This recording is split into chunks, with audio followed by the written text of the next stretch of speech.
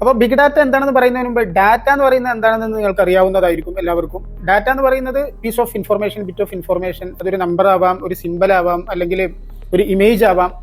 ഉദാഹരണത്തിന് 21 മെയ് 1991 അതൊരു ഒരു ഡേറ്റ് ആണെന്ന് നിങ്ങൾക്ക് മനസ്സിലായിട്ടുണ്ടാവും. പക്ഷെ അതിന്റെ അപ്പുറത്തും ഇല്ലാത്തതുകൊണ്ട് ഇത് എന്താണ്, ആരുടെയെങ്കിലും ഡേറ്റ് ഓഫ് ബർത്ത് ആണോ, അല്ലെങ്കിൽ മരണ ദിവസമാണോ, അല്ലെങ്കിൽ മറ്റെന്തെങ്കിലും ആണോ, വിവാഹ വാർഷികമാണോ, അല്ലെങ്കിൽ ഇത് എന്താണെന്നുള്ളത് നമുക്കറിയില്ല. അപ്പോൾ അതിന്റെ കൂടെ ഞാൻ ഒരു ഇമേജ് കൂടി നിങ്ങൾക്ക് തരികയാണ്, അല്ലെങ്കിൽ ഒരു സ്ഥലം പറയുകയാണ്, ശ്രീ പെരുമ്പത്തൂർ എന്ന് പറഞ്ഞാൽ ആ സ്ഥലം കൂടി ഞാൻ നിങ്ങൾക്ക് തരികയാണ്. അപ്പോൾ കുറച്ചൊക്കെ നിങ്ങൾക്ക് മനസ്സിലാവുന്നുണ്ടാവും ഇത് എന്താണെന്നുള്ളത്. ഈ ഒരു ഇമേജ് കൂടി നിങ്ങൾക്ക് അതിന്റെ കൂടെ ഞാൻ തരികയാണ്, രാജീവ് ഗാന്ധിയുടെ. അപ്പോൾ ഇത് നമ്മൾ കൃത്യമായിട്ട് പ്രോസസ്സ് ചെയ്യുമ്പോഴാണ് അതൊരു ഇൻഫർമേഷൻ ആയിട്ട് മാറുന്നത്. ഈ ഡാറ്റയെ പ്രോസസ്സ് ചെയ്യുമ്പോഴാണ് അതൊരു ഇൻഫർമേഷൻ ആയിട്ട് മാറുന്നത്. അതായത് നമ്മൾ ഈ 3 സംഗതികളും നമുക്ക് കിട്ടി. ഇമേജ് കിട്ടി, ഒരു സ്ഥലത്തിന്റെ പേര് കിട്ടി, ഒരു ഡേറ്റ് കിട്ടി. അപ്പോൾ നമുക്ക് മനസ്സിലാക്കാൻ പറ്റും, നമ്മൾ കൂടുതൽ അതിനെക്കുറിച്ച് പഠിക്കുമ്പോൾ അത് പ്രോസസ്സ് ചെയ്തിട്ട് നമ്മൾ നിഗമനത്തിലെത്തുന്നു ഇത് രാജീവ് ഗാന്ധി കൊല്ലപ്പെട്ട ദിവസമാണ്. അപ്പോൾ അത് ഒരു കംപ്ലീറ്റ് ഇൻഫർമേഷനായി. മറ്റേതൊരു ബിറ്റ് ഓഫ് ഇൻഫർമേഷൻ ആയിരുന്നു, അതായത് അൺപ്രോസസ്ഡ് ആയിരുന്നു.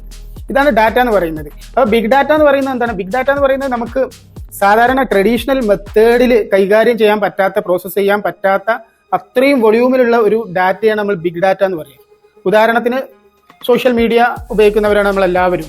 ഈ സോഷ്യൽ മീഡിയയിൽ ഉദാഹരണത്തിന് ഒരു യൂസർ ഒരു 100 MB എന്തെങ്കിലും ഒന്ന് അപ്ലോഡ് ചെയ്യുന്നു, 100 MB സൈസുള്ള എന്തെങ്കിലും ഒന്ന് അപ്ലോഡ് ചെയ്യുന്നു.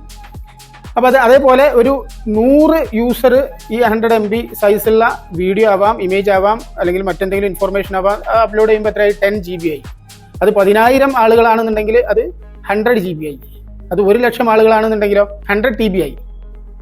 അപ്പോൾ ഈ തരത്തിൽ നമുക്ക് ഇമാജിൻ ചെയ്യാൻ പറ്റാത്ത അത്രയും വോള്യൂമിലുള്ള ഡാറ്റകൾ കൈകാര്യം ചെയ്യുന്ന, അല്ലെങ്കിൽ ആ ഡാറ്റകളെയാണ് നമ്മൾ ബിഗ് ഡാറ്റ എന്ന് പറയുന്നത്. അത് കൈകാര്യം ചെയ്യാൻ നമ്മളുടെ ട്രഡീഷണൽ മെത്തേഡിൽ നമുക്ക് ചെയ്യാൻ കഴിയില്ല. ഒരു മെഷീനോ അല്ലെങ്കിൽ ഒരു സോഫ്റ്റ്വെയറോ അല്ലെങ്കിൽ ഒരു പർട്ടിക്കുലർ ആപ്പോ ഒന്നും ഉപയോഗിച്ചിട്ട് നമുക്ക് കൈകാര്യം ചെയ്യാൻ പറ്റാത്ത അത്രയും വോള്യൂമിലുള്ള.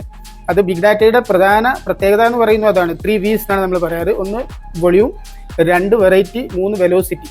വോള്യൂം എന്ന് പറയുന്നത് അത് ലാർജ് നമ്പർ ആയിരിക്കും. വെറൈറ്റി എന്ന് പറയുന്നത് പലതരത്തിലുണ്ടാവും. വീഡിയോസ് ഉണ്ടാവും, ഇമേജസ് ഉണ്ടാവും, ഇതുപോലെ നമ്പേഴ്സ് ഉണ്ടാവാം. അല്ലെ, നമ്മൾ ഒരു ATM കാർഡ്, ഇന്ത്യയിൽ SBI ATM കാർഡ് ഉപയോഗിക്കുന്നവർ ഒരു ദിവസം നടത്തുന്ന ട്രാൻസാക്ഷൻ ഫോർ എക്സാമ്പിൾ അത് ഡിജിറ്റലായിരിക്കും. ഒരു ദിവസം ATM വഴി അവർ പിൻവലിക്കുന്നത് എന്നുള്ളത് ഒരു ലാർജ് വോള്യൂമിലുള്ള ഒരു ഇൻഫർമേഷനാണ്.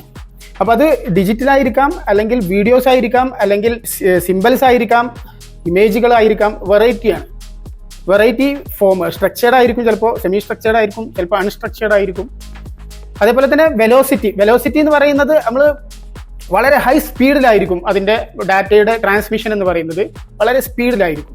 അപ്പോൾ ഇത്രയും സംഗതികളാണ് അതിൻ്റെ ക്യാരക്ടറിസ്റ്റിക്സ് എന്ന് പറയുന്നത്. ഇത് ഇമ്പോർട്ടൻസ് എന്താണെന്ന് ചോദിച്ചാൽ അത് ഇ-കൊമേഴ്സ് മേഖലയിലും ഹെൽത്ത് മേഖലയിലും അത് വളരെ പ്രധാനപ്പെട്ടതാണ് ബിഗ് ഡാറ്റ എന്ന് പറയുന്നത്. ഇപ്പോൾ ഫോർ എക്സാമ്പിൾ നിങ്ങൾ ആമസോണിൽ നിന്നോ അല്ലെങ്കിൽ ഫ്ലിപ്കാർട്ടിൽ നിന്നോ എന്തെങ്കിലുമൊക്കെ പർച്ചേസ് ചെയ്യുകയാണെന്നുണ്ടെങ്കിൽ, ഒരു ഷർട്ട് പർച്ചേസ് ചെയ്തു അല്ലെങ്കിൽ ഒരു വാച്ച് പർച്ചേസ് ചെയ്തു, സ്വാഭാവികമായിട്ടും നെക്സ്റ്റ് ടൈം നിങ്ങൾ ആ ആപ്പ് തുറക്കുമ്പോൾ തന്നെ നിങ്ങൾക്ക് അതുമായി ബന്ധപ്പെട്ട റെക്കമെൻഡേഷൻ വരുന്നുണ്ട്.